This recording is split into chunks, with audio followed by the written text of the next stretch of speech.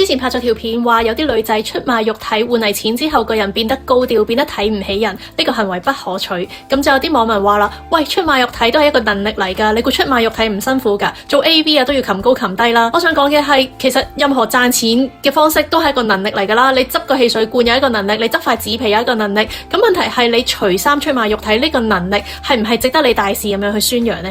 現今互聯網咁發達，一啲無知嘅少女睇咗之後又會去仿效㗎咯。首先啦，除非你天生係人蛙蕩婦啦，如果唔係，我相信冇一個女仔係除咗件衫做咗啲色情嘅嘢，而終身都唔會有黑 feeling 嘅。咁即係話有機會係你做一次，但係你成世都後悔，多錢都補唔翻。第二樣係你見到人哋成功，未必你都會成功。喺 OnlyFans 你見到好 popular 嘅脫星啦，又或者現實生活中見到有啲人俾人包養啦，其實你用個腦諗下都知啦，喺佢哋成功之前，佢哋都必先係經歷咗好多唔好嘅遭遇，甚至乎係被好多男人糟蹋過㗎。尤其是被人包養嗰啲，你望下佢哋本身平平凡凡嘅樣，唔通真係佢去一兩次富豪飯局就會俾人睇中咩？我覺得出身普通又想發達嘅人，其實都係首先係要踏實去做嘢，要努力咁樣去工作，去儲到個本，然之後透過投資、透過做生意，將呢個本滾大。唔好諗嗰啲咩除衫就係捷徑，因為好多時人哋都係呃你啊。我哋都見過有啲女仔係俾啲導演呃去全裸咁樣演出，但係最後都係寂寂無名啦。而我之前去 Working Holiday 都識得有個日本嘅 roommate， 佢話俾我知喺日本有好多鄉下嘅地方